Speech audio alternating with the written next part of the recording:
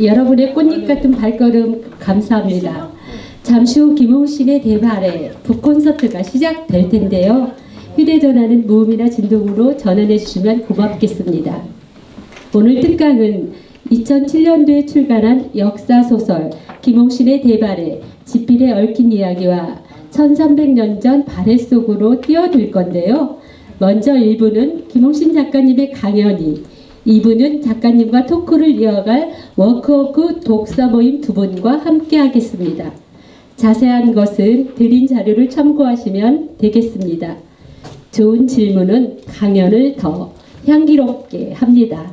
그럼 김홍신 작가님을 광활한 박수로 모시겠습니다.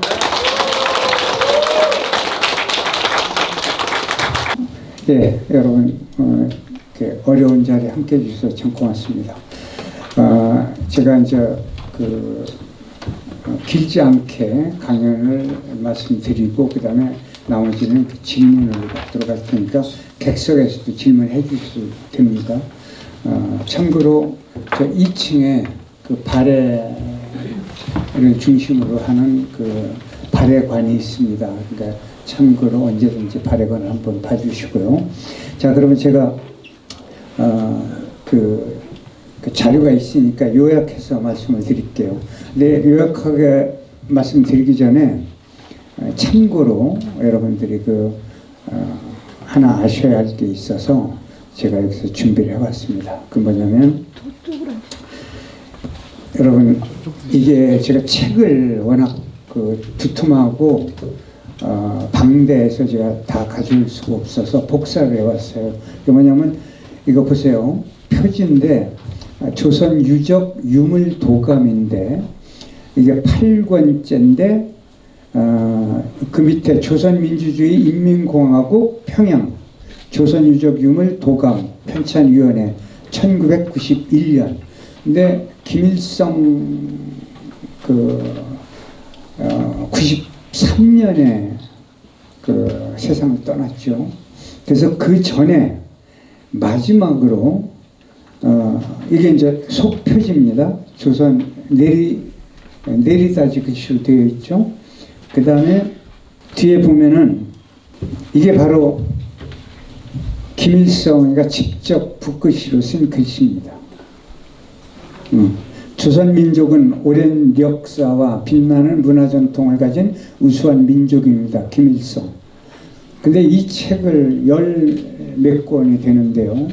이걸 그 당시에 가지고 있던 곳은 국정원, 그 다음에 국립도서관 비밀창고, 그 다음에 우리 집 세 군데밖에 없었습니다.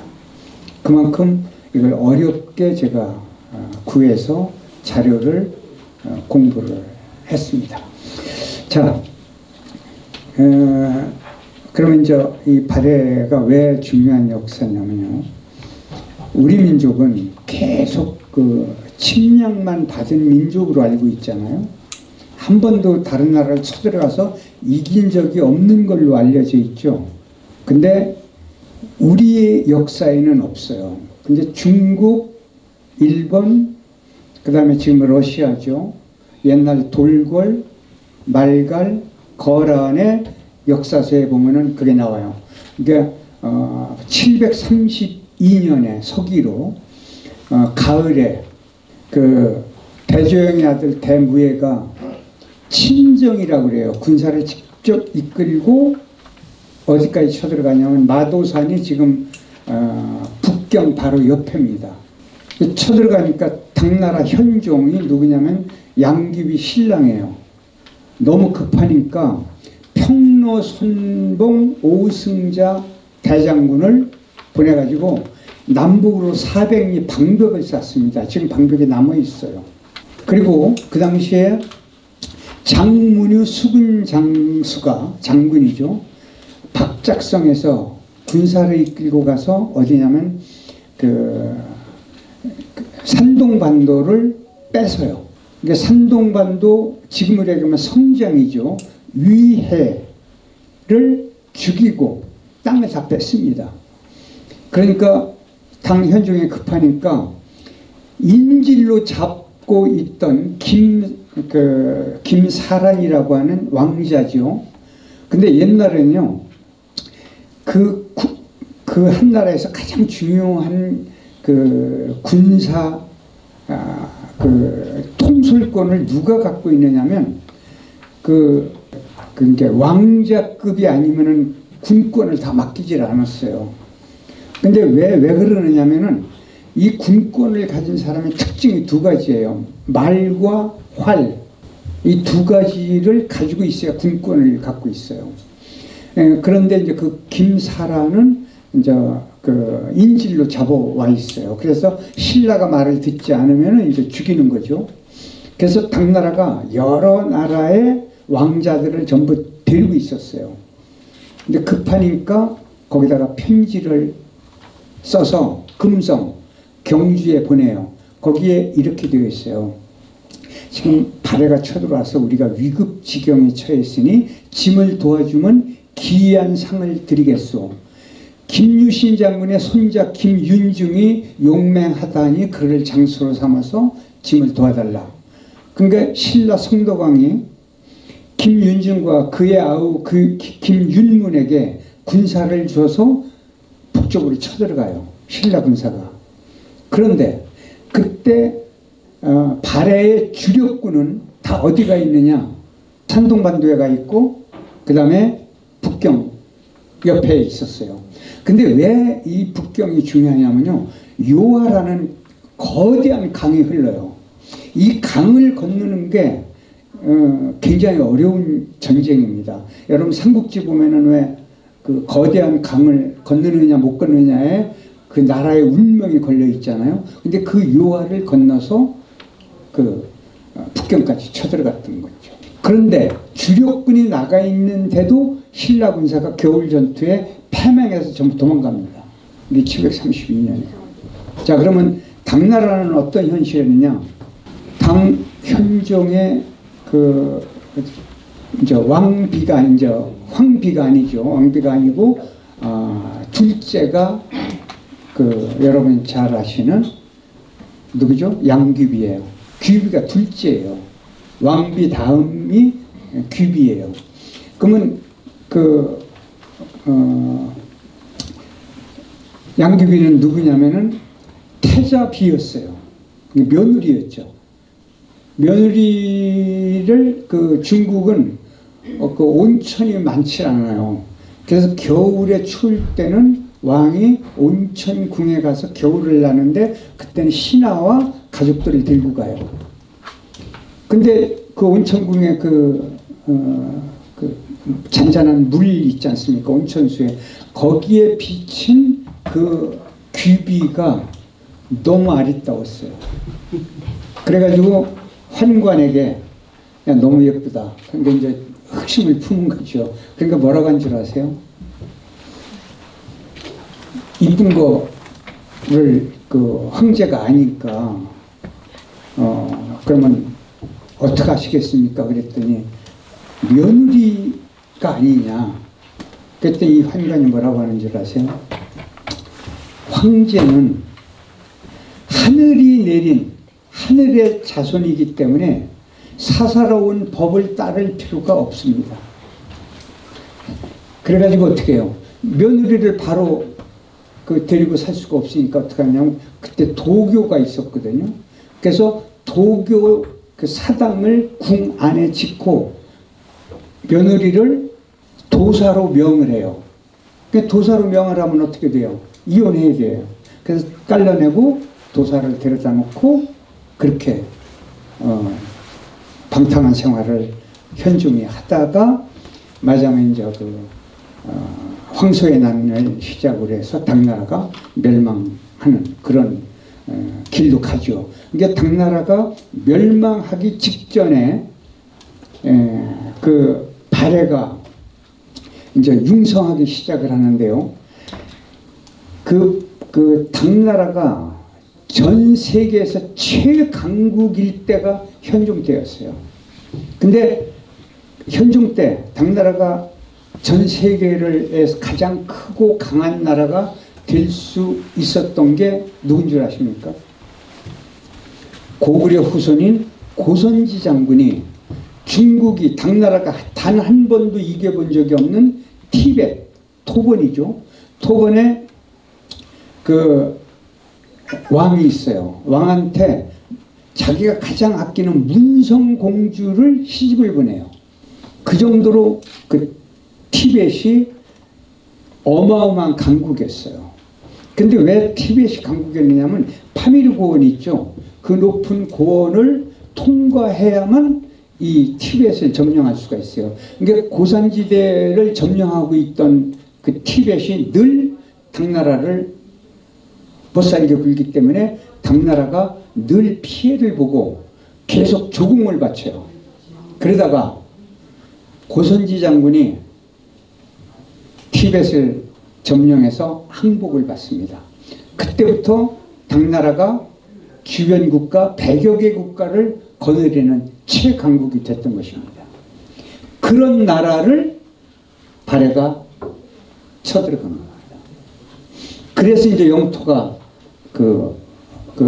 넓어졌는데 제가 그림을 못 그리니까 이해는 좀 해주셔야 됩니다. 지도를. 자, 이게 이제 이렇게 아마 이렇게 됐을 거예요. 자, 이제 아시겠죠? 자, 그러면 발해가 얼마나 큰 나라였느냐면 요게 요하입니다. 그 다음에 요게 흑룡강이고 요게 러시아의 아무르강입니다.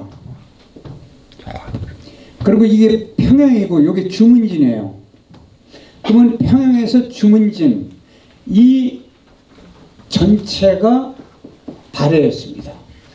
이렇게 나라가 큰 이유가 바로 이 요하를 건너가서 북경까지 쳐들어갔기 때문에 그때부터 이렇게 땅이 넓어졌는데 여기에 얼마나 강대한 나라들이 있었느냐면 여러분 그 지금 뭐지 터키라고 하는 이름을 잃어버렸는데 예, 터키 그게 여기에 있던 가장 북방에서 강했던 돌고래였습니다. 그 다음에 이제 거란 그 말갈 해 습 이런 나라들 북방의 강대국들을 해치웠어요. 근데 북방의 강대국들이 왜 그러면은 이 강한 나라였느냐면요. 이런 쪽에서 살면은 이동을 하지 않죠. 우리 민족은 이동을 하지 않았어요. 왜냐하면 농경을 하고 그냥 그 산채를 먹고 이랬기 때문에 이동을 하지 않았는데 이 북방 민족은 이동을 하지 않으면 못 살아요. 왜요? 겨울에 영하 3, 40도가 되거든요. 그러면 살 수가 없어요. 먹을 게 없고. 그러니까 어떻게 해야 돼요? 남쪽으로 쳐들어와야 됩니다. 그 쳐들어갈 때 이 사람들이 뭘로 갈까요? 이동을 하려면? 그렇죠. 말이에요. 그것도 뭐냐면은 군장이 아주 그 좋은 그런 그거 아니고 경마. 그러니까 아주 가볍게 이동을 해야 돼요. 그러니까 가볍게 이동하려면 뭐냐면은 그 음식물이 뭐예요? 그 우리 같으면은 전쟁을 할 때 가서 밥을 끓여야 되잖아요. 밥을 먹어야 되잖아요. 그러면 이게 전쟁에서 이길 수가 없는데 이 사람들은 어떻게 하느냐면 말하자면 소나 양 뭐 이런 말의 오줌보 있죠. 그걸 말려가지고 그 안에다가 말하자면 이제 여러 가지를 끓여가지고 익혀가지고 집어넣어가지고 말 옆에다 싣고 가면서 뭐예요? 물에 타먹기만 하면 돼요. 이런 강대국들을 다 해치운 게 고구려. 근데 고구려보다 발해가 이 사람들을 전부 다 해치웠습니다. 자, 이제 여러분, 자, 제가 글씨를 하나 쓸게요. 이게 큰 대자죠? 그죠? 네. 그러면 여 안에 활궁자가 들어가요. 이거 무슨 자죠? 이자죠. 이게 무슨 이자죠? 오랑캐 이자죠. 여러분 지금 오랑캐 이자로 알고 계시죠? 네. 이게 잘못된 거예요. 제가 여기 자료를 가져왔는데요. 나중에 이제 시간 있을 때 보세요. 자, 이거 제가 일부러 이렇게 크게 확대를 했어요. 이게 여러분 대대 가셔서 혹시 옛날 어른들이 보시던 동화 한안사전이 있어요. 지금 집에 있는데 제가 책이 워낙 무거우니까 제가 못 가져왔는데 옛날 그 한안사전은 전부 그 중국 거를 우리가 번역한 거였어요. 근데 여기 보세요. 오랑캐이가 동쪽에 있는 군자의 나라 사람이라는 원뜻에서 동쪽 오랑캐라는 뜻으로 변했다. 그렇죠? 자, 더군다나 여러분 공자가 논어에서 이렇게 밝혔어요. 나는 늙으면은 군자의 나라 사람들이 사는 그 동이에 가서 살겠다. 이게 논어에 나옵니다. 자, 그러면 보세요. 왜 이게 그 군자 있잖아요. 군자라는 거는 지도자 뜻만 되는 게 아니에요. 성품이 좋은 학자, 그 다음에 그 대장군들, 그 다음에 특별히 그 지도력을 갖고 있는 지도자를 군자라고 했어요. 근데 왜 군자 입자인 줄 아세요? 옛날에 아까 말씀드린 최고의 무기가 활이었어요. 어느 정도냐면요, 당나라가 신라, 고구려, 백제를 침공하기 위해서 신라의 구진천이라고 하는 활의 명장을 천보노를 만들었어요. 이 사람이 만든 활을 쏘면은 이게 사람 걸음으로 천보예요. 그럼 천보라는 건 보통 지금으로 얘기하면 1km 이상이에요. 그러니까 보통 1.2km로 이야기하는데 자꾸 1km가 나가는 활이에요. 생각해 보세요.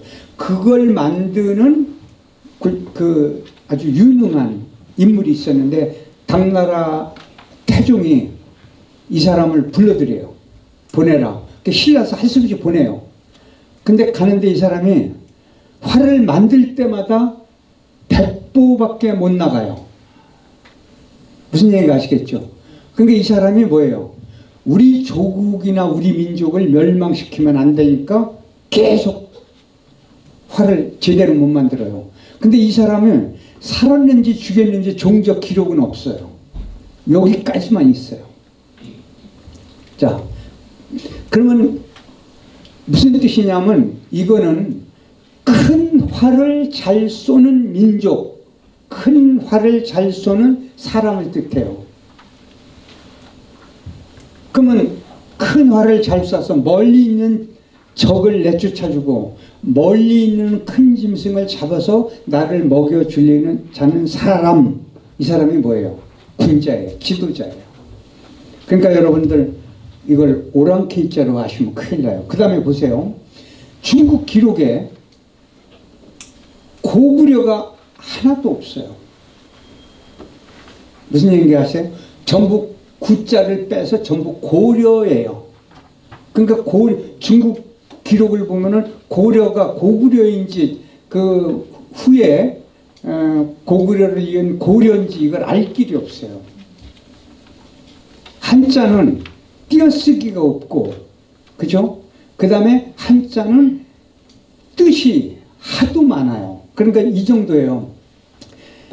대조영이 중국 후한서, 신당서 이런 데를 보면은 대조영은 고구려의 별종이라고 되어 있어요. 이게 별종이라는 게 여러분들 그 시종자를 뜻하는 거예요. 그러니까 뭐냐면 말갈 사람인데 고구려로 귀순한 유장이다. 이렇게 주장을 해요. 그러니까 말갈. 그래서 대조영 아버지를 뭐예요? 걸걸중상이라고 표기를 해놨어요. 자, 근데 보세요. 옥편을 한번 찾아보세요. 이 종자를 한글로 종자를 딱 찾으면 여러분 지금 휴대폰으로 찾아도 아마 많이 나올 텐데 이게 134개인가 132개나 돼요. 종이. 그러니까 별종이라는 거는 바로 말갈의 씨앗이다 이런 뜻이에요. 근데 실제 옛 고문에 보면 별종 이종자가 아니고 여러분 마루종자 있죠. 마루종은 뭐예요? 우리가 왜 종친이라고 그러죠. 같은 성을 가진 그 종친이라고 그러죠. 이 종자예요. 그걸 중국에 바꾼 거예요. 그럼 이것만 바꿨느냐? 안 해요. 여러분 연개소문 아시죠? 연개소문이 이 연자예요. 근데 중국 기록에는 연개소문이 단 한 명도 없어요. 전부 뭐냐? 삼천자 천개소문밖에 없어요. 연개소문 아들이 당나라로 도망갔어요. 도망가서 그 고구려를 쳐들어올 때 천병 대장으로 내려와요. 근데 연개소문의 아들의 비석이 지금 중국에 있어요. 근데 거기 보면은 전부 천시로 되어 있어요. 지네 마음대로 바꾸는 거예요. 자, 그러니까 역사 바꾸기가 얼마나 쉬우냐면요. 어디서 띄어쓰느냐, 어디다 점을 찍느냐, 그 다음에 해석을 여러분 그 자기 마음대로 할 수가 있어요. 근데 자, 그러면 대조영을 보자고요. 그 대조영이 왜 대신가를 한번 보세요. 자, 제가 삼각형을 그렸어요. 여기가 가운데를 이렇게 할게요. 여기에 그 황제가 있어요. 황제가 있고 여기가 직계손이에요. 그렇죠? 이게 형제가 많으면 이렇게 옆으로 퍼지죠. 저 후손들이. 그러면 요걸 반계손이라고 그래요. 요건 직계손이고. 자, 당나라가요, 현종이 그 양귀비가 너무 질투심이 심해가지고 자식을 몇 명을 못 낳았어요. 공주 29, 왕자 30명밖에 못 낳았어요. 왠 줄 아세요? 후궁이 121명이에요. 이게 그 왕비를 뺀 후궁이 121명인데 59명밖에 못 낳았다고요. 아시겠죠? 그러면은 황제가 죽으면은 이 121명은 어떻게 해야 돼요? 절에 가둬요. 머리 깎고. 그래서 죽을 때까지 그 절에서 못 나가요. 그런 나라예요. 자, 그러니까 어떻게 돼요? 중국 기록을 보면은 이 직계손은 이씨인데, 이씨도 그게 그 말하자면 이 궁궐에 관련된 이씨가 있고 그냥 일반 이씨가 있어요. 이게 한참 보세요. 자, 여기서요. 그 왕자만 따져요. 그럼 일대는 30명이죠, 왕자가. 그럼 이 왕자들도 또 후궁이 많죠. 그럼 어떻게 돼요? 30명이 또 30명씩 나면 얼마나 돼요? 3, 3, 9, 900명인가요? 900명이? 그러면 3대만 내려가면 몇 명이에요? 3, 9, 27. 2만 7천 명인가 되죠? 감당을 못해요. 그래서 성을 하사해요. 자, 고구려가 처음에 뭐예요? 해씨였죠. 그 다음에 고씨죠. 이제 성을 바꾸죠. 하늘의 해에다가 고씨로 바꾸죠. 그 다음에 후손이 막 늘어나니까 어떻게 바꾼 줄 아세요? 그 하늘의 자손 아니에요. 하늘의 자손을 벌레의 자손으로 할 수가 없으니까 뭘로 주느냐면 큰 대자 대씨로 명을 해준 거예요. 반계손이니까. 근데 228년 뒤에 그 거란 야유라 보기한테 발해가 멸망한 뒤에 이 사람들이 어디로 도망가요? 왕손들이 고려 왕건에게로 다 도망가요. 근데 왕건이 보니까 남의 나라 왕자들이 와 있잖아요. 이 귀족들 어떡하라고요. 그래서 여기다 점을 딱 찍으니까 뭐가 돼요? 태씨가 된 거예요. 이게 태연실 배우 아세요? 그 다음에 태완선이라고 하는 옛날 그 장관이 계셨죠. 이 태씨 집안에서 저한테 고맙다고 공로 무슨 뭐를 주신다고 그래서 안 받는다. 그래서 지금도 보면 저 발해 마을인가에 가면은 태씨들 집성촌을 이루고 있어요. 태씨의 조상은 대씨고 대씨의 조상은 고씨예요. 이제 대충 아마 이렇게 아실 거예요. 자, 그러면은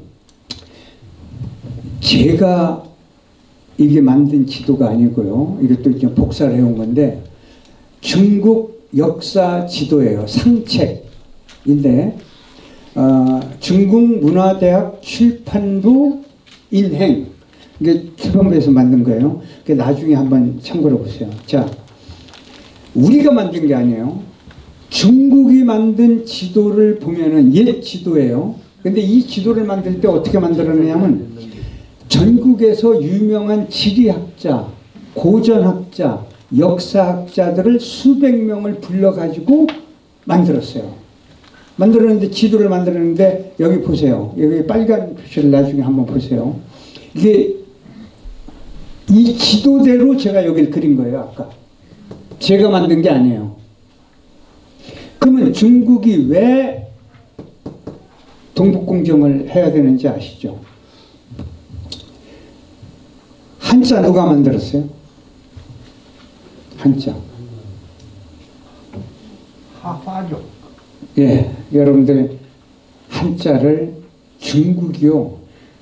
세계 최대 발명품은 한자라고, 이게 중국이 자랑하는 4대 발명품 중에 최고로 중국 민족을 자랑하는 게 바로 한자예요.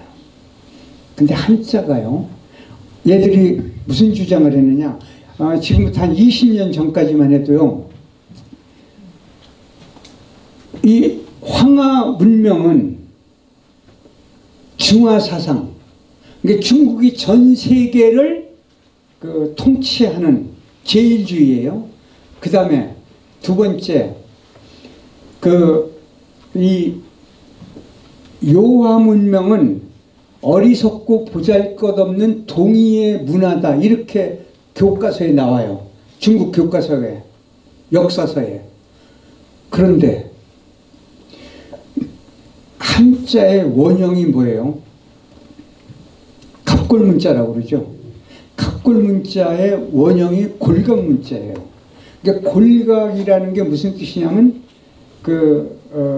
거북등, 거북등은요, 옛날에 만병통치약이 했어요. 중국에서는 거북등에. 근데 100년 전에, 불과 100년밖에 안 됐어요. 100년 전에 어떤 학자가 학질에 걸려가지고 그걸 구했어요. 용구를 구해보니까 등에 이상한 문자가 있거든요. 그래서 이걸 연구를 시켜가지고 봤더니 뭐예요?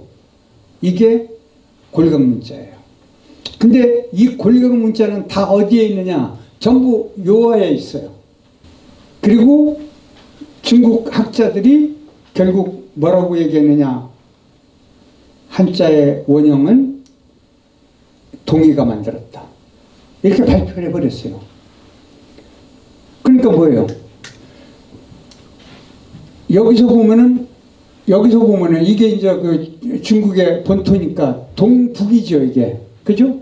그게 동북 공정을 하는 거예요. 가장 큰 이유가 바로 한자가 동이가 만들었다는 기록이 있는 겁니다. 제가 나중에 이렇게 좀 설명을 드리는데, 이거 역사책이 제가 만든 게 아니고 중국에서 만든 건데, 봐요. 상권, 하권에도 똑같이 되어 있어요. 이게 아주 두툼한 책입니다. 그래서 제가 이제 가져올 수가 없어서 요것만 가져왔습니다. 중국이 그러면 이제 조작한 거를 한번 보면은요, 소정방, 서린기가 백제 고구려를 침략해서 국서고부터 전부 불태워 없애버려요. 그리고 당 고종 때인데 서린기, 소정방, 이런 대장군들이 고종 앞에 엎드려서 이렇게 이야기를 해요. 여러분, 여기서는 분노해야 돼요. 폐하, 우리가 쳐들어가서 함락을 시키면은 이 민족은 완악하고 굴중할 줄 모르고 반드시 도로 일어나는, 다시 독립하는 무서운 민족이니까 우리가 쳐들어갔을 때 표현은 그대로예요. 사내는 어린아이부터 늙은이까지 다 죽이고 여자는 우리 군사들에게 유문품으로 나눠주게 하십시오. 고종이 뭐라고 하는 줄 알아? 너희들의 생각에 짐의 뜻과 같도다 반드시 실행하라. 분노해야 됩니다. 그래서 고구려의 이제 백제, 그러니까 정확한 기록은 안 나오는데 고구려에서만 20만 명 이상을 끌고 갑니다. 그 당시에 고구려 인구가 얼마나 됐을까요? 말갈까지 합해봐야 250만으로 많이 잡으면.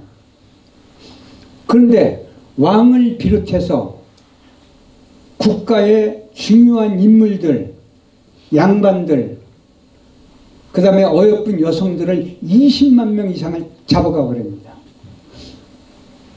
그래서 이제 잡아갔는데 그 후손 중에 마지막은 대종이가 나오고 고선지 장군이 나오고 이렇게 된 겁니다. 그래서 여러분들이 우리가 역사 공부를 왜 제대로 해야 되느냐면 바로 민족의 자긍심, 자존심, 내 뿌리, 내 역할, 앞으로 우리가 어떻게 살아나가야 할 것인가를 배우는 게 바로 역사인데 역사는 제대로 배워야 됩니다. 하나만 하고 네. 자, 그러면요 또 하나 이렇게 보면은 뭐냐면요 제가 다 이걸 이제 머리가 나빠서 외우질 못해서 거북이나 소뼈 등에 새긴 갑골문 아까 얘기했죠. 근데 이게 안양현 서북쪽 둔촌, 이게 은왕조의 수도였어요, 옛날에. 여기가 이제 동이족이 살던 곳입니다. 그게 밝혀졌고, 그 다음에 1980년대 현대화된 장비를 가지고 요하 일대를 발굴해서 황하 문명보다 무려 1000년이나 앞선 세계 고고학계를 놀라게 한 요하 신석기 문화를 중국이 발굴하게 됩니다. 그래서 동북공정을 할 수밖에 없는 겁니다. 그런 걸 알고요. 또 하나는 우리가 이제 발해를 이야기할 때 중국이 복속국가라고 그래요. 지네가 다스렸던 나라라고 그러는데 이게 이렇게 돼 있어요. 한자 창제에 대한 여러 학설이 있지만 현재까지 가장 유력한 학설은 사망오제 중 한 사람인 태호 복희 씨가 창제했다는 설, 두 번째는 황제 헌원 씨의 사관인 창일이 했다는 설, 이 두 가지가 우리가 주장하는 게 아니에요. 중국 학자들이 이미 밝힌 겁니다. 그 다음에요, 여기서 이제 중국이 역사 왜곡한 거를 이렇게 제가 이렇게 정리한 걸 보세요. 당나라가 인재를 중용하는 과거제가 있어요. 우리도 이제 그걸 따라서 과거제들을 만드는데 빈공과라는 과거제가 있는데 이 빈공과는 외국인만 볼 수가 있어요. 외국인만 이 빈공과를 봐야 돼요. 중용을 했는데 신라의 최치원 선생이 빈공과를 합격한 분이에요. 그리고 발해의 오소도, 오광천, 고원고 등이 과거에 급제를 했어요. 빈공과를. 그래서 중국 기록이 이렇게 나와요. 최치원 선생하고 발해에서 올라간 이게 말하자면 지금 얘기하면은 빈공과에 합격한 사람들이 누가 앞자리에 앉는가를 싸워요. 앞자리에 누가 앉을까를. 그 기록이 중국에서 나와요. 아니, 중국 기록에 나와요. 그러면 뭐예요? 빈공과가 있다는 건 결국 발해, 고구려, 이거는 변방국가가 아니고 독립국가였습니다. 또 하나는요. 3대 황제 대의무의 둘째 공주 정혜, 넷째 공주 정효, 비문, 비성문이 지금 유일하게 공개되어 있습니다. 거기에 보면은 발해는 황상이라고 했고 대왕이라고 칭했어요. 그러니까 중국은 뭐라고 하느냐? 발해는 사사로이 황제를 칭했다 이렇게 써 있어요. 사사로이 지들끼리 그냥 황제라고 했다 이 얘기예요. 근데 그렇지 않아요.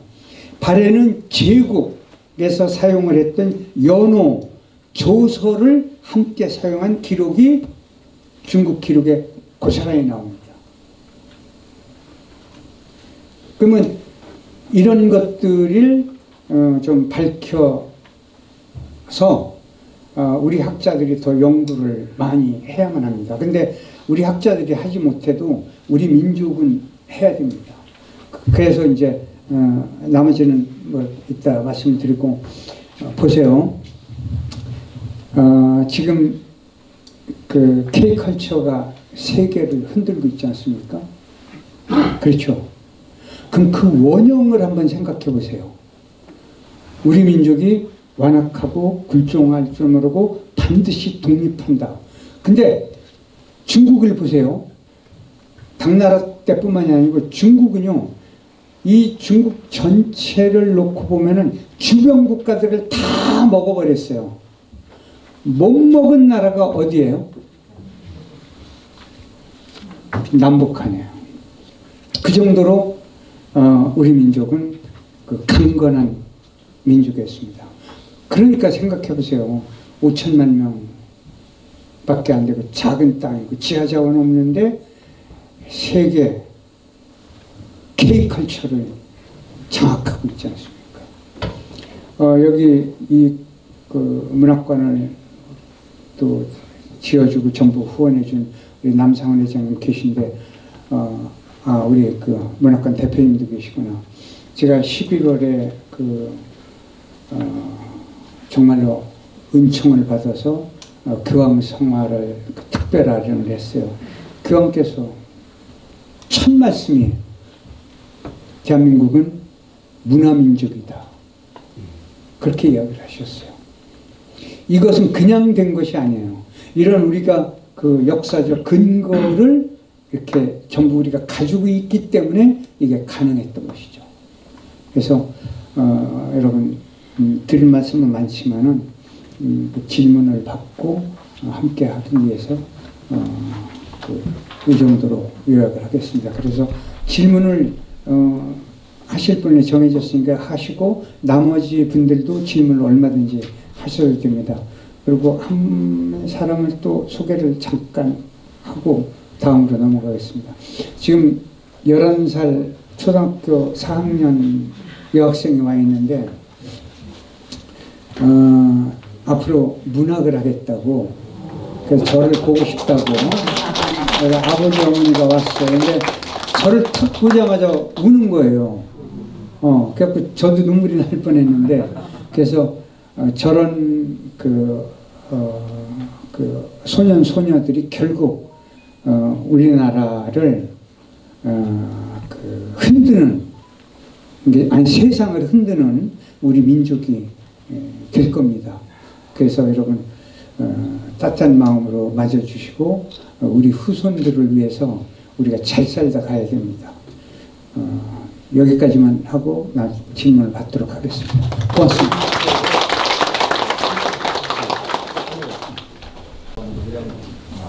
네, 안녕하세요. 서정임입니다. 네, 너무 반갑고요. 먼저 없는 자료를 굉장히 많이 찾아서 우리 역사를 찾아주신 작가님께 존경을 먼저 표합니다. 맞습니다. 네, 감사합니다. 책을 내시면서 우리 작가님께서 제일 먼저 자긍심과 벅차오르는 감정들을 많이 느끼셨을 거라고 생각합니다. 그 작가님께서 이제 대발해를 이렇게 쓰셨는데 앞으로 더 젊은 사람들이, 젊은 친구들이 대발해와 같은 그런 책을 더 많이 써야 된다고 생각합니다. 그래서 저는 이 발해의 의미, 발해의 자긍심을 제일 먼저 우리가 알아야 된다고 생각합니다. 그래서 사실 저희 같은 경우에도 외세의 침입을 많이 받았기 때문에 저희 세대도 굉장히 많은 열등감을 가지고 있었습니다.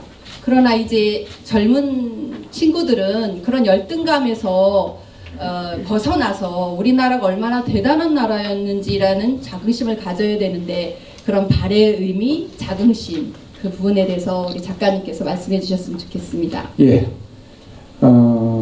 그 이스라엘 유대인의 말씀을 드리면은 대부분 이해가 되실 거예요. 유대인은요, 그 베스트가 되라고 가르치는 게 아니고 다양성 있는, 그러니까 베스트는 하나밖에 안 나오지 않습니까? 근데 다양성은 각기 개성이 다른 것을 인정받고 살자는 거죠. 그러면 다 베스트가 되는 것이죠. 그걸 가르쳤어요. 그 유대인은요, 지금 합해봐야 전세 2천만 명이 안 돼요. 전 세계를 다 합해요. 근데 유대인은 하도 인구가 없으니까 과거에 몇백 년 전에, 몇천 년 전에 피가 한 방울만 섞여도 유대인이라고 인정을 해줘요. 그 정도로 그 인구가 없는 나라예요. 근데 세계를 경제, 과학, 그 다음에 생명공학, 그 다음에 우리가 흔히 얘기하는 경제, 그 다음에 군사, 이 모든 거를 쥐고 있는 민족이 바로 유대인입니다. 근데 유대인의 그 특징이 뭐냐면 민족에 대한 자부심이에요. 자부심이 뭐냐? 첫째가 우리는 하늘의 자손이다. 두 번째, 죽어도 그 역사를 버리지 않는다.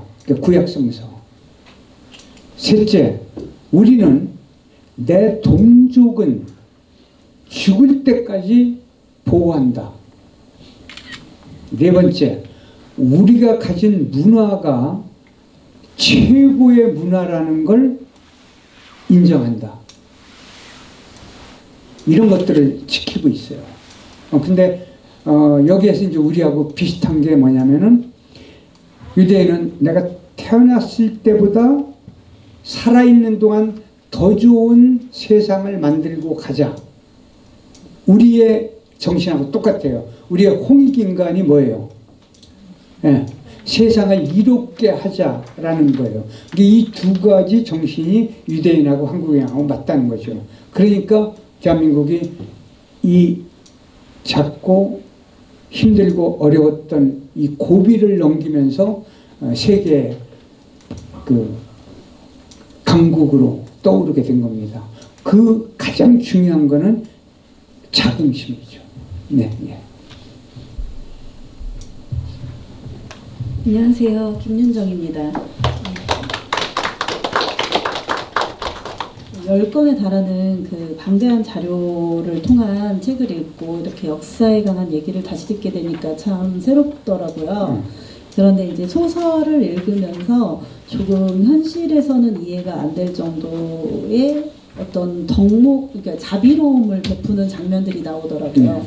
예를 들면 전쟁 중에 적장을 놓아준다, 적장을 놓아줘서 역공을 당한다든지 이런 장면들이 있는데, 이것이 작가님의 어떤 지도자에 대한 덕목, 이런 것들에 대한 가치관이 반영되어 있지 않았나 싶어서 예, 지도자의 덕목은 무엇이라고 생각하시는지 한번 여쭙고 싶었습니다. 예, 그 전쟁에서요, 제가 계속 그 글을 쓰면서 지금 이제 보훈부로 됐죠? 보훈부로 됐죠. 그게 뭐냐면, 나라를 위해서 희생하고 봉사한 사람들은 죽어서도 그 국가와 국민이 그 돕고 거들고 존중해 줘야 돼요. 그러니까 이 소설 속에서 뭐예요? 적을 우리가 이겼잖아요. 그러면 적군을 위해서 제사부터 지내줬어요. 그러면 적을 위해서 제사를 지내주면 어떻게 돼요? 그 가족들이 죽은 아무개를 위해서 적이 제사를 지내줬구나. 그래서 나쁜 악감정이 사라져줘요. 그 정도로 그것이 말하자면 지도자의 덕목이죠. 그러니까 지도자는, 그 다음에 군자는 미움을 빨리 털어버릴 수 있는 용기와 그 선험적 사고와 지적 감수성, 이런 것들을 공유하고 있는 사람이죠. 그래서 그런 지도자가 말하자면 우리 눈앞에 많이 보였으면 해서 일부러 소설 속에서 그런 장면이 많이 나옵니다. 네. 네. 저는 책을 10권 읽으면서 지금 자료가 많이 없고, 네, 중국도 여러 번 다녀오신 것도 들었는데, 이렇게 많은 자료를 집대성해서 시나리오를 짜고 이렇게 만들었으셨잖아요. 저도 글 쓰는 거에 굉장히 관심이 있어서 어떻게 쓰셨을까 하고 상상도 해보고 많이 생각을 해봤는데, 쓰시는데 3년을 걸리셨고 찾는데 5년이라는 긴 세월을 보내셨잖아요. 쓰시는 것도 정말 굉장히 많은 질병과 어려움이 있으셨는데 찾는 데는 또 굉장히 어려우셨을 것 같아요. 네, 글을 쓰는 사람들, 또 이런 역사서를 앞으로도 대발해를 더 많이 써야 될 젊은 친구들에게 작가님께서 어떻게 찾았는지, 또 찾으면서 한자도 굉장히 많으셨을 거고 모르는 내용들도 많았을 텐데 도와주시는 분들은 혹시 있으셨는지, 이런 부분이 굉장히 궁금합니다. 예, 그 처음에 제가 국회의원을 잘하고 있는데요. 법륜 스님께서 어느 날 저보고 국회의원 장관 하면 뭘 하겠느냐, 잃어버린, 우리가 버린 역사잖아요, 발해를. 그러니까 그걸 찾아서 함께 찾아보자. 찾아서 그 발해 역사 소설을 한번 제대로 써보자. 그래서 제가 86년에 중공하고 수교하기 전에 중국을 다녔거든요. 그리고 이제 92년부터 해갖고 중국을 10수차례, 그 다음에 러시아를 4번인가요? 그 다음에 일본, 자료를 찾으러 일본, 이렇게 다니면서 전부 자료를 찾기 시작했습니다. 그래서 이 대발의 10권 맨 뒤에 보면은 500여 권의 자료 그 책을 전부 명기해 놓아 있습니다. 그 맨 끝에요. 그러니까 그렇게 자료를 찾았는데, 제가 이제 공부가 짧은 것들이 있지 않습니까? 그러니까 역사학을 전공한 게 아니고 국문학을 했기 때문에 그런 것들은 주변의 도움을 많이 받은 거고, 그 다음에 그 우리나라의 그 정말로 그 역사를 이게 어떤 관점으로 보느냐가 중요한 거거든요. 그런 그 좋은 학자가 우리나라에 굉장히 많습니다. 그분들을 그 찾아다니며 그분들의 책을 그 펼쳐가며 그렇게 자료를 찾았습니다. 그 하나를 말씀드리면 이래요. 그럴 리 없지만 우리 둘이 사귀었다고 가정을 해보자고요. 근데 사귀고 보니까 제가 나쁜 놈이고 이상한 놈이에요. 그러니까 저한테 절교하자. 너는 이렇게 나쁜 인간이다. 편지를 저한테 보냈어요. 그럼 제가 보관할까요? 안 할까요? 저 찢어버리죠. 그리고 저는 분하니까 이 여성을 상대로 뭐라 그러냐면 제 일기장에다가 나쁜 여자로 아주 그냥 뭐 별걸 없는 얘기까지 막 써놓고 죽었어요. 그 500년 뒤에 그 일기책만 발견됐어요. 그러면 일기책을 보면은 누가 나쁜 사람이에요? 제가 아니죠. 우리 역사가 이렇게 뒤집힌 거예요. 왜? 그 백제, 고구려, 발해의 모든 국속을 다 불질러버리고 처절하게 죽이고 성도 무너뜨리고. 그래서 제가 운이 좋게요. 아마 대한민국에서 발해가 건국한 동모산을 올라간 사람은 딱 2명밖에 없어요. 기자들도 그 민원 기자들조차도 동모산을 간 적이 없어요. 제가 2번째로 갔습니다. 그래서 전부 사진도 찍어왔죠. 가보니까요, 왕궁터조차 전부 이제 토성 다 무너뜨리고 기와조각 이렇게 조그만 거 있죠. 도저히 모을 수 없는 기와조각, 이런 것만 남고 완전히 붕괴시켜 버렸어요. 그런 역사를 우리가 기억해야만 합니다. 그래서 그 역사는 이게 내가 잘났다는 관점이 아니고 무엇이 진실인가를 밝혀내는 게 그 역사적 관점이에요. 그러니까 그걸 우리가 살펴봐야만 합니다. 예. 네, 감사합니다. 다른 질문하고 싶으신 분들이 계실까봐 저는 이 질문을 마지막으로 드리고 싶은데요. 그 8년의 공을 들였다고 하면 인생이 녹아있다, 아니면 원이 없이 한 번은 쏟아 부으셨겠다 싶은 생각이 들면서도 원래 최고로 많이 그 고생을 한 작품에서 아쉬움이 남을 수도 있을 것 같다는 생각이 좀 들어서요. 이 만약에 지탈고를 하는 시점이라면 보강하고 싶은 곳이 있는지, 아쉬웠던 점이 그래도 남으셨었는지 여쭙고 싶습니다. 많습니다. 왜냐하면 그 한 작가가요, 작품을 쓰고 나서 작품을 쓸 때는 천재로 착각을 해요. 저도 작품을 쓸 때는 내가 천재구나 이렇게 생각을 해요. 쓰고 나면 바보구나, 내가 머리가 참 나쁘구나 이걸 생각해요. 근데 만족을 하면 그 뒤에 작품을 못 씁니다. 그러니까 불만이 만족하지 않으니까 계속 쓸 수 있는 것이죠. 그래서 제가 저 앞에 전시가 됐으면 제가 137권을 쓸 수 있었던 건 아직도 만족하지 못했어요. 이번 6월에 이제 또 장편소설이 하나 나오는데 지금은 고치면서 제가 천재로 지금 착각하고 있어요. 근데 이제 아마 끝나고 나면은 바보구나를 또 아마 인식할 거예요.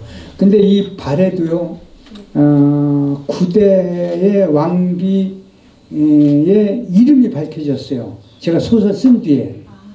그 다음에 13대의 왕비, 이게 황후, 그 이름이 또 밝혀졌어요. 그러니까 그거를 이제 나중에 삽입해야 돼요. 그 다음에 또 하나, 제가 그 착각을 한 건 아닌데, 제가 이름을 줬어요. 이게, 손자라는 이름을 줬는데, 나중에 자료가 발굴이 됐는데, 손자가 아니고 손담이라는 게 발견이 됐어요. 그러니까 그런 것들은 나중에 고쳐야 되거든요. 근데, 살아생전에 한번 제대로 수정 작업을 한번 해보고 싶다, 이런 이야기를 드리고 싶어요. 그리고 제가 이제 이거를 수정 작업 교정을 7개월을 했는데요. 그때 지금 저기 어린이가 있는데 초등학교 5학년이었을 거예요. 저한테 항의를 하는 거예요. 그건 뭐냐 그랬더니 3권에서 그 장군이 죽었는데 7권에서 살아있다는 거예요. 그래서 제가 얼른 책을 찾아봤더니 한자까지 똑같아요. 그러니까 뭐냐면 여기에 우리 선생님이 이름을 선생님이요 읽으면서 전부 적어놨는데 여기에 500 몇십 명이 이름이 나옵니다. 10권 안에. 근데 이름을요 좀 편안하게 쓰기 쉽게, 옛날에는 그랬거든요. 그래서 그런 이름, 요즘 같으면 쓰지 않는 귀신 뜻하는 거, 이름에 말맞자 들어가는 거, 소우자 들어가는 거, 뭐 이런 것들이 그냥 이름에 막 들어갔거든요. 그래서 이제 그런 걸 쓰다 보니까 이렇게 교정을 볼 때 제대로 못 찾아낸 거죠. 그건 초등학교 5학년에 찾아낸 거죠. 이제 그런 경우가 있습니다. 그러니까 앞으로 손질을 한다면은 굉장히 많은 부분을 이렇게 정리를 해야 할 부분이 있습니다. 예. 저는 책을 10권 읽으면서 그 불교적인 내용들이 굉장히 많이 나오는데 작가님의 종교가 불교인가라고 생각을 했는데 천주교시더라고요. 또 물론 법률 스님과도 친분이 있으시기도 하지만 불교적인 어떤 사리를 찾아 떠나는 그런 것들을 보고 저도 굉장히 놀랐거든요. 이게 실제 정말 역사서에 나와 있는 내용인지 아니면 상상이셨는지 굉장히 그게 궁금합니다. 상상입니다. 그 왜 상상했느냐면 발해 현재 지역을 좀 취재를 해보면은 불교적인 것만 있는 게 아니고요. 그 부처님 상인데 되게 그 부처님이 목에 십자가를 걸고 있으면 안 되잖아요. 근데 그런 것이 나와요. 발해를 취재하다 보면은. 네. 그 정도로 이제 종교가 다양화되어 있어요. 근데 발해 때 말하자면 종교의 중심은 불교였습니다. 그래서 이제 그 불상도 많고 절도 많고, 그래서 이제 그걸 찾아다녔는데, 그때 느낀 것이요.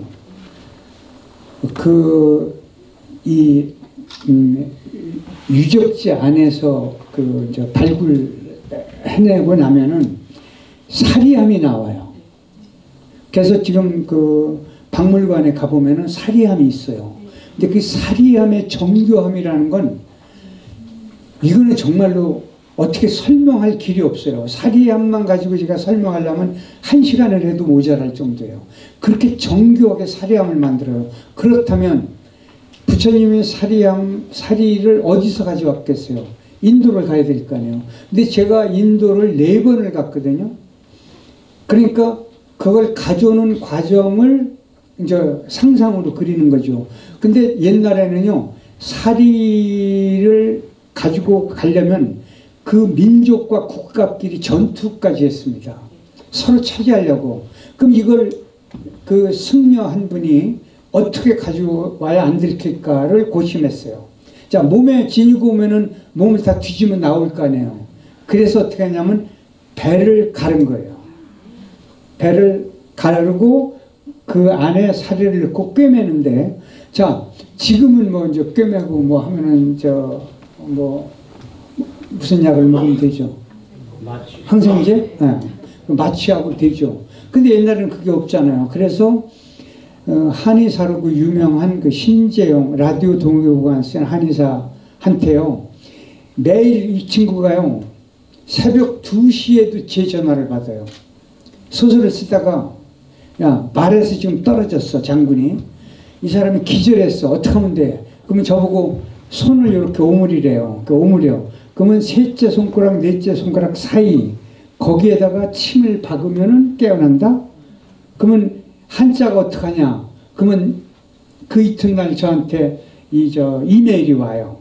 한자하고 부위하고 명칭하고 침을 꽂는 방법. 그런 거를 써요. 그래서 소설을 쓸 때 자기 이름을 절대 쓰지 말으라고 그랬는데, 발해 역사에서 제일 중요한 인물이 신재용이죠. 그 사람 이름을 그대로 써버렸어요, 제가. 왜? 3년간 그렇게 고생을 시켰으니까, 제가. 그래서 그 친구에게, 자, 뱃속을 갈릴 때 어떻게 갈리느냐, 그 다음에 꾸밀 때 어떻게 꾸미느냐, 그랬더니, 삼나무 또는 그걸로 실을 만들어서 꿰매면 상처가 빨리 낫는다 그래요. 그래서 그러면 그걸 확인해야 될 거 아니에요. 근데 사마천이 사기를 쓰기 전에 궁형에 당했어요. 그러니까 사형을 당하겠느냐, 궁형. 그러니까 생식기를 절단당하겠느냐. 그러니까 고민을 하다가 생식기를 절단하겠다. 절단을 해요. 그러면 이 사람의 생식기 절단하면 항생제가 없던 시절이니까 죽을 거 아니에요. 그러면 어떻게 하느냐. 잠실이라고 그러죠. 왜 누에 키우는 방 있죠. 누에 키우는 방은 굉장히 깔끔해요. 누에들이 그걸 뽕잎을 먹고 하느라고. 그리고 그 안에는 이제 말하자면 굉장히 깨끗한 방이에요. 그래서 이제 뽕나무 줄기, 그거를 이렇게 제가 직접 가서 뽕나무 줄기를 벼봤어요. 아니, 빈 게 아니고 이렇게 깎아서 쭉 해서 해봤더니 그게 굉장히 실처럼 되더라고요. 자, 우리의 여류 조선조의 시인 중에 바늘이 부러졌을 때 통곡하는 시를 쓴 시인이 있죠. 헌안설원인가요? 그 뭐냐면요. 바늘이 그렇게 귀한 거였어요. 왜? 현대적으로 바늘을 만들지 않고 전부 쇠를 달궈서 갈아서 만들어야 했으니까. 그러니까 옛날에는 바늘이 가늘기가 굉장히 어려웠거든요. 그러니까 거기다가 실을 껴서 이게 꼬매 가지고 이제 온 것이죠. 그러려면은 어떻게 해야 돼요? 여기 이쪽에 계속 그 따뜻하게 해줘야 되고, 그러니까 그런 과정을 제가 직접 그 참고해서 그걸 썼던 것입니다. 예. 그거는 이제 만든 것이죠. 그러니까 그 젊은 스님이 그걸 해가지고 궁궐에 도착하니까 황제가 친히 나가서, 황제는 그 아무한테 절대 스승한테 절을 하는 법이 없는 법이거든요. 근데 직접 나가서 그 스님한테 절을 하죠. 일부러 그렇게 만든 겁니다. 네. 네. 네, 저 한 가지 더 질문이 있는데요. 군주에 대한 부분을 아까도 말씀을 하셨지만 거기서 이제 책에는 관대함이라는 얘기가 나오거든요. 뭐 약식 뭐 이렇게 네, 세 가지로. 근데 제가 좀 더 깊이 있게 듣고 싶었어요. 사실 인생 사용 설명서에서도 굉장히 그 책을 보고도 예전부터 굉장히 감동을 받았는데, 그런 부분을 살아가면서의 그런 부분을 굉장히 중요하게 생각하시잖아요. 그리고 많은 사람들로부터 감동도 주시는 작가님이신 걸로 알고 있는데, 그래서 군주의 그런 관대함 그 부분을 좀 이야기해 주셨으면 좋겠습니다. 예, 제가 그 건강 이제 거짓말인 거 뻔히 알면서 기분 좋은 게 뭐냐면요, 저를 보고 야 10년 전보다 더 젊어졌네 그 소리를 듣는 순간 거짓말인 거 뻔히 알면서 기분 되게 좋아요. 그때 화장실에 가서 거울 보면은 제가 진짜 젊어져 있어요. 근데 이제 이게 시골에 오면은 왜 분수 없는 친구가 야 너도 별 수 없이 폭삭 늙었구나 그 소리 한마디 듣고 화장실 가보면요, 주름살이 왜 그렇게 많고 점이 왜 많고 머리는 왜 많이 빠졌구나 이걸 느끼게 돼요. 그 말 한마디에. 그러니까 이게 사람이 용렬해진 거잖아요. 그 한마디에. 자, 그러면 이제 군주답다는 게 어떤 의미를 갖고 있느냐면, 가장 중요한 게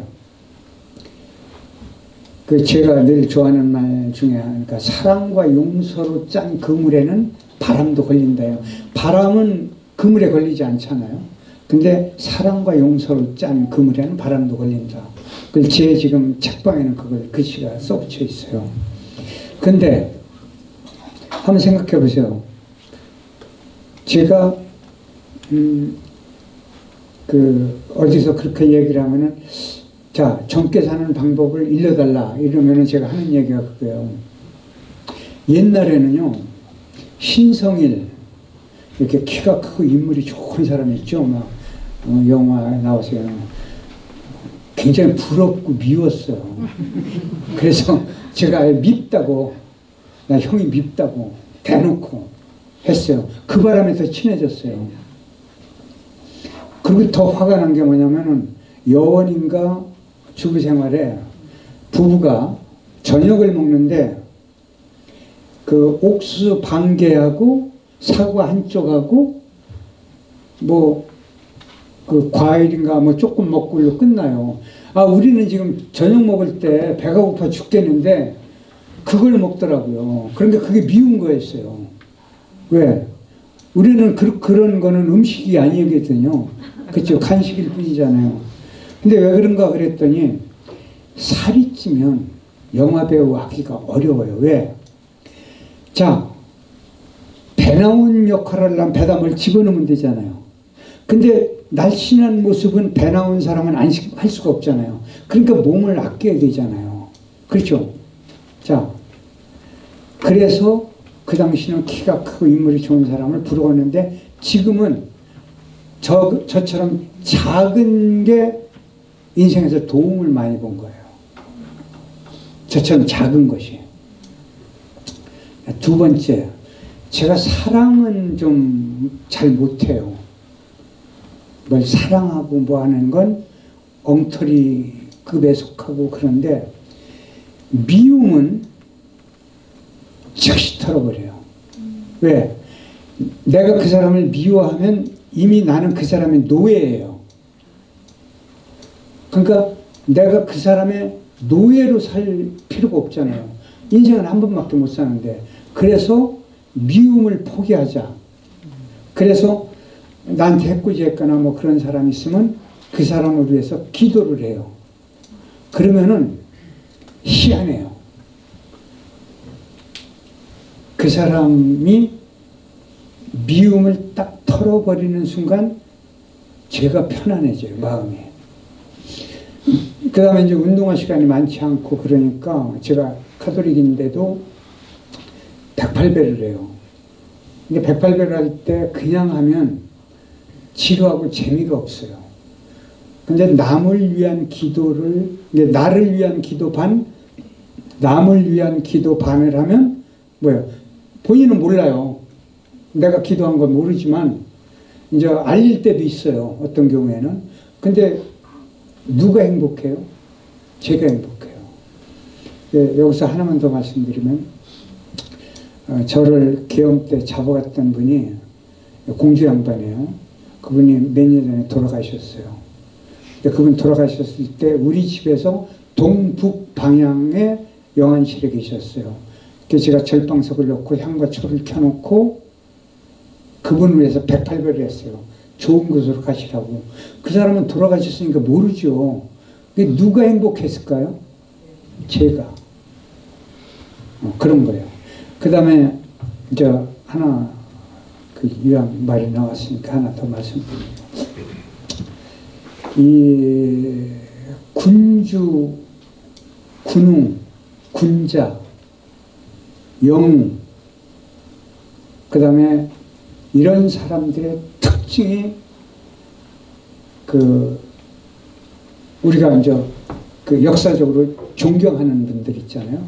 그게 예수님, 부처님을 포함해서 마음의 공자, 다 이런 분들의 특징이 무주상보시예요. 자기가 베풀고 나눈 것을 결코 자랑하지 않아요. 이게 군자의 특징 중에 하나예요. 죄송해요. 이런 말씀 드려서 우리 본인이 계신데 우리 남상원 회장님이 이 문학관을 해주시면서 자기 이름을 빼달라는 거예요. 그래서 오늘도 점심인가 아침 먹으면 얘기했죠. 논산의 옛 이름이 득안? 득안. 예, 득안이었대요. 그래서 그 송영무 장관님께서 득안 이라고 이름을 짓는 게 어떠냐 이런 말씀을 하셨어요. 그래서 제가 끝까지 반대했어요. 그래서 홍상문화재단으로 이름 진 거는 나를 죽어도 내 이름은 빼달라고 주장을 해서 나는 죽어도 안 된다. 그래서 홍은 제 이름에 홍신할 때 홍, 그 다음에 홍상문화재단이잖아. 상은 남상원 우리 회장님의 상. 근데 나중에 누가 얘기할 때 이름이 너무 좋다는 거예요. 그래서 그런 것 때문에 이 말씀을 함께 드린 겁니다. 예, 박수 받을 일이 별로 없으니까 우리 남 회장님 고맙습니다.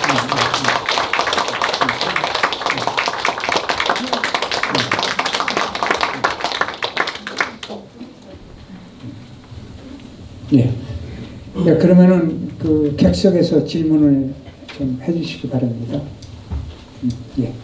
뭐든지 편안하게 하셔도 됩니다. 그러니까 역사에 관한 것이 아니더라도 철학이든지 뭐든 예. 그 발에 글자를 만들었다는 그 줄거리가 나오더라고요. 예.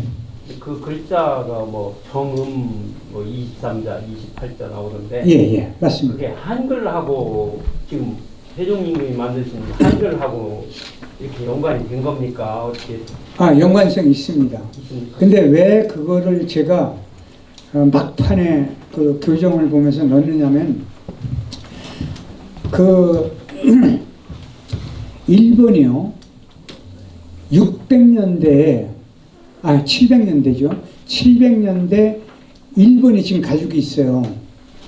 일본이 가지고 있어서 무슨 주장을 하냐면 세종대왕께서 일본이 가지고 있던 그 문자를 세종대왕이 베껴가지고 한글을 만들었다고 일본 학자가 주장을 했어요. 그래서 제가 돌아가셨는데 연변대학교 역사학부 교수인 방학봉 교수님을 만나가지고 자료를 쭉 찾아보니까 우리 고대 문자에 정음이 나옵니다. 거기 나오죠. 기역익은 디귿 이 집처럼 이렇게 그 한문으로 합자 같은 거 뭐 이런 게 나오죠. 그 자가 있어요. 근데 그 자가 어떻게 되느냐면 700년대에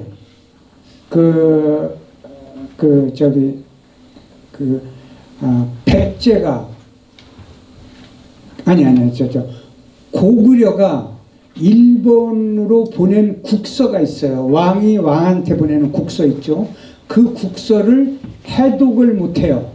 그래서 그걸 누구한테 부탁하느냐면 백제에서 건너온 승려한테 부탁을 해서 해독을 해요.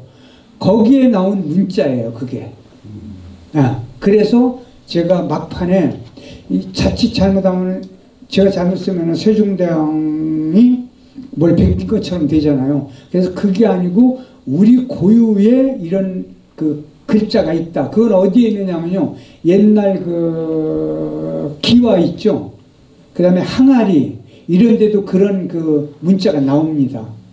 그래서 그걸 썼고 또 하나 그것도 같은 700년대일 것 같은데요. 발해가 당나라 황제에게 보낸 국서가 있어요. 그 국서를 해독을 못하니까 읽으셨으면 알 거예요. 누구죠? 당나라 유명한 시인 있죠. 두보죠. 두보가 머리가 굉장히 뛰어난 분이었거든요. 그래서 그 두보에게 황제가 물어봐요. 이걸 해독을 해달라. 그랬더니 두보가 이렇게 이야기를 합니다. 이것은 이 민족의 고유 문자로 이러이러한 내용입니다. 라는 것이 중국 역사서, 신당서, 구당서, 책부, 원부 등에 그게 나옵니다. 그래서 그 문자를 제가 일부러 차용을 했습니다. 예. 고맙습니다. 또 아까 이쪽에. 대가라는 역사 책이 아니고 역사 소설 아닙니까? 네. 책과 소설의 차이는 흥미가 있느냐 없느냐의 차이인데 네. 대가라를 쓰실 때에 역사적 사실이 어느 정도 포함되어 있는지 말씀해 주시죠. 예, 퍼센테이지로는 말씀드리기가 참 어렵고요. 이런 겁니다. 732년에 중국 기록은요. 해적 두모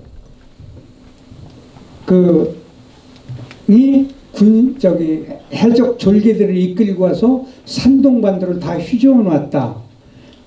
그래갖고 산동반도가 자사 위준이 죽고 산동반도를 부흥하기 위해서 현종이 운정금 30만 금을 내려보냈다. 이렇게 나와요. 자, 어떻게 쳐들어갔는지, 며칠이 걸렸는지, 갈 때 무기는 뭐를 썼는지 하나도 없어요. 그러니까 그거 만들어야 되잖아요. 그래서 이제 고사를 뒤져가지고 그걸 만든 거예요. 그러려면은 지금 같으면 이제 휴대폰 이렇게 무선 이런 게 있는데 그때는 없지 않습니까? 그러니까 뭐를 하느냐면 비둘기 있잖아요. 비둘기 이용해서 통신을 하고 중국에 직접 갔더니요.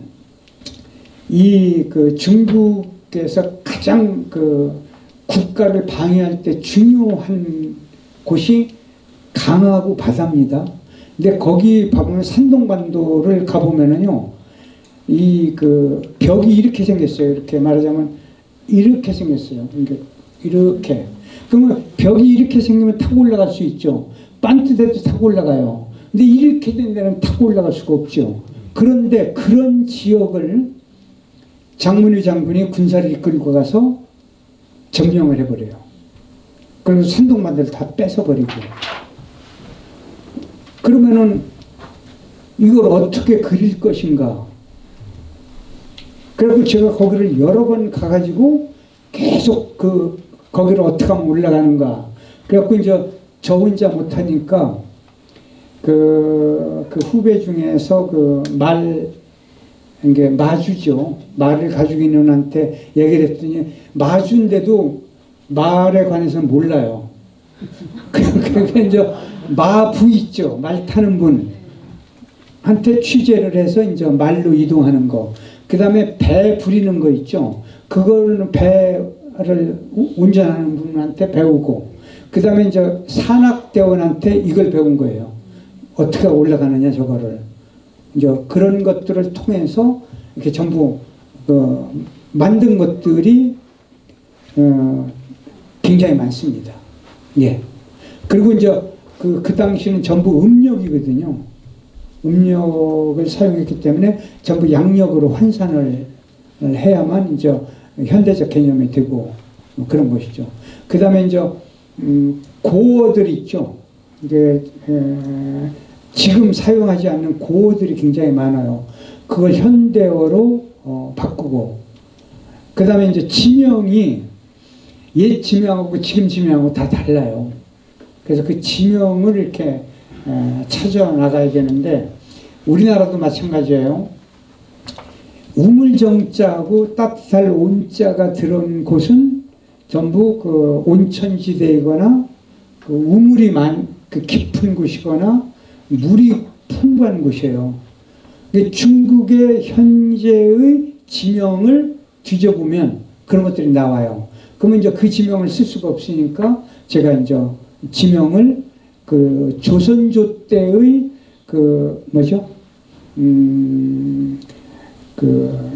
조선조에 이제 그 당에 조공을 바치러 다녔던 분들 있죠. 예.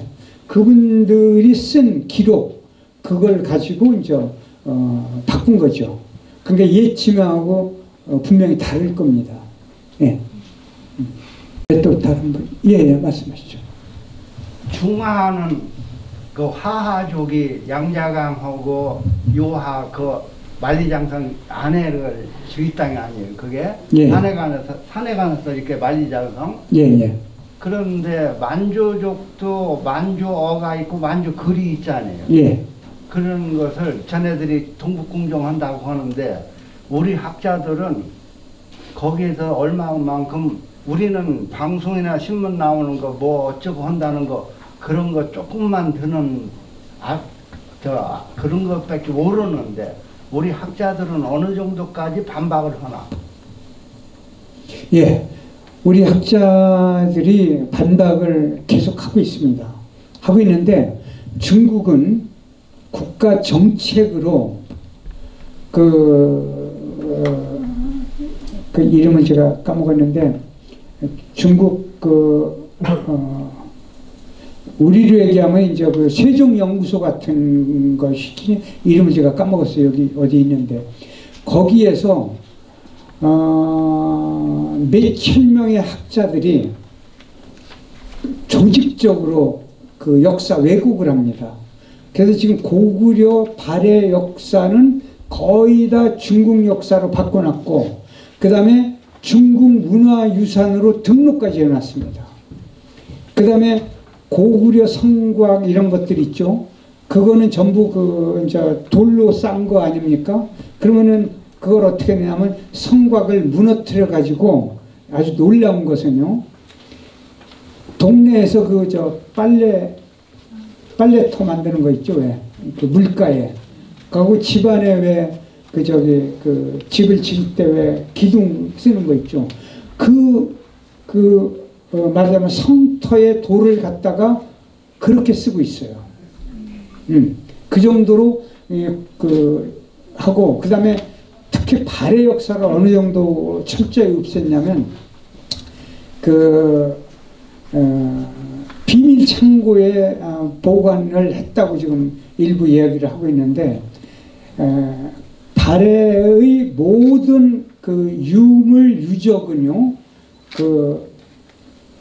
없습니다. 이게 상경부에 있는데, 옛날에 제가 취재할 때만 해도 상경부 끝까지 갈 수가 있었는데, 지금은 상경용천부 앞부분만 갈 수 있어요. 나머지는 전부 막아놨고, 그 다음에 박물관 전부 문을 닫아버렸습니다. 그 다음에 이제 아까 얘기한 동모산은요, 한 2-3km 근처까지만 가도 바로 공안이 출두합니다. 그렇게 처절하게 막고 역사 교과서 전부 바꿔놨습니다. 그래서 지금 백두산도 국제 공인으로는 백두산이 아니고 장백산이에요. 예, 그 정도로. 그러면 예. 아니, 혹시 우리나라에서 거기에 대한 학자들은 또 학문적으로 대응을 하지만 정책적으로 대응하고 있는 부분은 있나요? 정책적으로 하기를 제가 여러 번 간구를 했고 글도 썼거든요. 근데 그동안 못했어요. 제가 주장하는 거 이거예요. 왜 동네에서 꼬마들 이렇게 놀 때 조금 등치가 좋은 친구가 한 대 때려서 얻어맞고 울잖아요. 그럼 계속 때립니다. 근데 끝까지 한번 달라들어 보면은 저거 건드리면 골치 아프다. 그래서 그거는 포기하는 경우가 꽤 많거든요. 그러니까 우리가 중국에게 그렇게 해야 된다. 저는 그 주장을 해요. 그런데 중국의 경제력, 그러니까 우리가 경제적으로 부흥할 수 있는 방법이 가장 가까운 중국이지 않습니까? 현재로. 그러니까 정부와 공공기관하고 이쪽에서는 손을 못 대는 거예요. 오직 하면은 북한이 발해 연구를 그렇게 많이 해놓고도 전부 발해 연구기관하고 발해 역사를 전부 지워버렸습니다. 제가 가지고 있는 게 북한이 쓴 발해 역사 책을 제가 가지고 있거든요. 거기에 보면은 북한 땅, 그 다음에 만주, 러시아 이쪽 전체가 다 발해였다는 게 있어요. 근데 지금 그 책은 싹 사라져 버렸습니다. 중국이 그렇게 무섭게 발해를 건들면 말하자면 교류를 단절합니다. 제가 달라이라마 성화를 초청하는 문장을 만들어 갖고 초청장을 제가 만들어 갖고 국가에게 달라이라마를 초청해 달라 이걸 했거든요. 이게 난리가 나요. 그러니까 달라이라마는 왜 그러냐면 티벳 때문에 그러거든요. 근데 티벳은 서북공정이에요. 우리는 동북공정이고, 그 다음에 서남공정이라는 게 있어요. 또 몇 군데를 하고 있어요. 근데 중국이 두려워하는 민족이 3개예요. 위구르족, 티벳족, 우리 조선족. 그래서 이것을 역사를 지워야 하기 때문에 지금 그 작업을 아주 몇천 명의 학자들이 동원돼서 계속하고 있습니다. 그리고 이제 국제적으로 중국의 위력이 대단하기 때문에 우리나라에서 국가 체계에서 손을 못 대고 학자들도 원로 학자들 말고 소장 학자들이 지금 계속 문제 제기를 하고 있습니다. 근데 중국은 들은 척도 안 하고 있습니다. 제가 발해를 써놓고 책을 발표하고 중국에 갔어요. 그때 일부러 간 거예요. 자, 이거 썼으니 왜냐면요, 방학봉 교수께서 한국에 와가지고 조선일보하고 인터뷰를 할 때 짧은 한마디예요. 발해는 고구려 후손이 세운 나라입니다 라는 한마디가 들어갔어요. 이게 문장이 인터뷰니까 굉장히 길잖아요. 그 한마디를 했는데 꼭두새벽에 그 연변에서 그 사모님이 의사인데 전화가 온 거예요. 큰일 났다. 공안이 들어와서 지금 집을 뒤지고 있다. 그 한마디 조선일보 그 문장 굉장히 긴 것 중에 한마디가 들어갔는데, 그래서 어떻게 한 줄 아세요? 법륜 스님하고 제가 조선일보 기자를 만나가지고 부탁을 했어요. 이 사람 살려야 된다.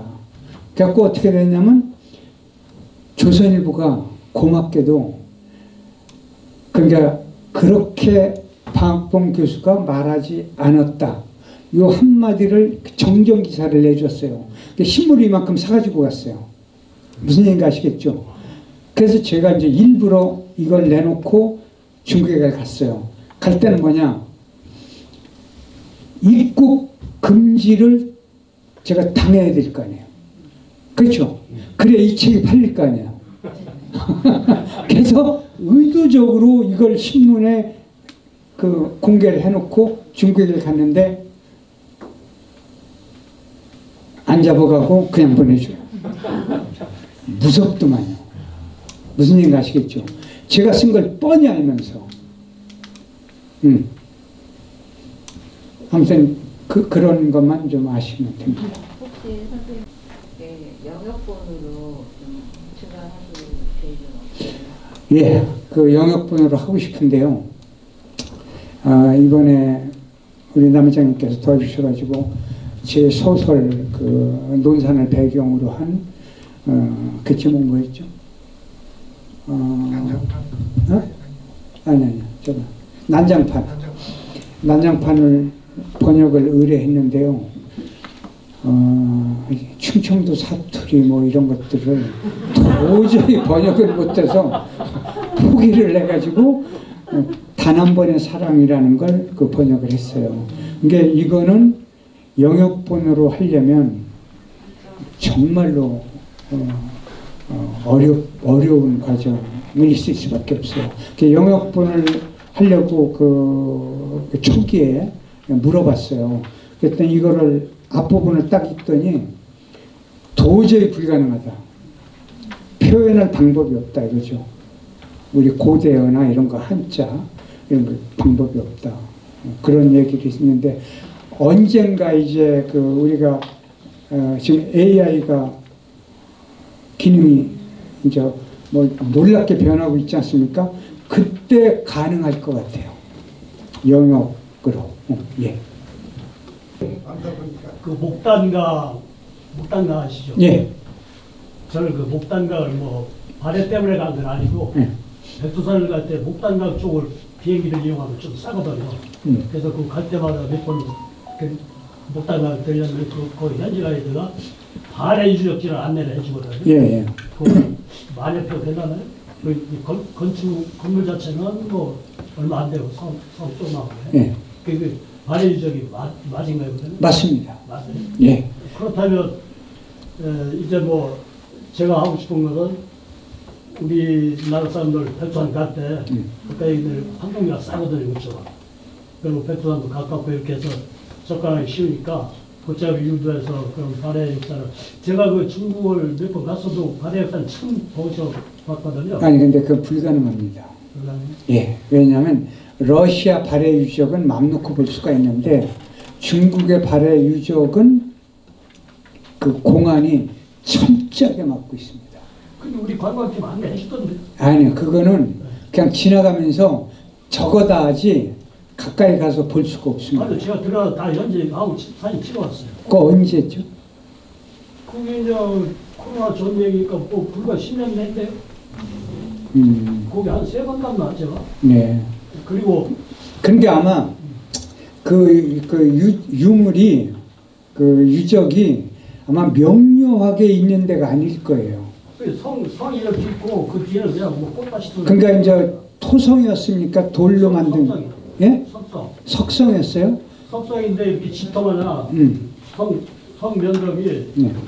거의 저 30만에 석상으로 싸가지고 위에 그러니까 그 위에다가 이제 건물을 지은 것 같아요. 주춧돌이. 예, 그건 정확히 모르겠습니다. 그래서 제가 그 발의 해적이 맞나 예. 여쭙는 거고. 그거는 이제 장담 못 하겠습니다. 제가 현장을 보지 않았기 때문에. 예. 현지 가이드가 이제 그걸 그렇게 네. 해서 제가 이제 한번 여쭤보고. 그 현지 가이드 말도 믿으면 안 됩니다. 여러분, 함께 해주신 여러분, 우리 민족이 얼마나 담대하고 문화적 가능성이 많은 민족인가를 아마 오늘 느끼셨을 거예요. 여러분 후손들에게 우리의 아름다운 역사를 꼭 남겨주시기 바랍니다. 고맙습니다.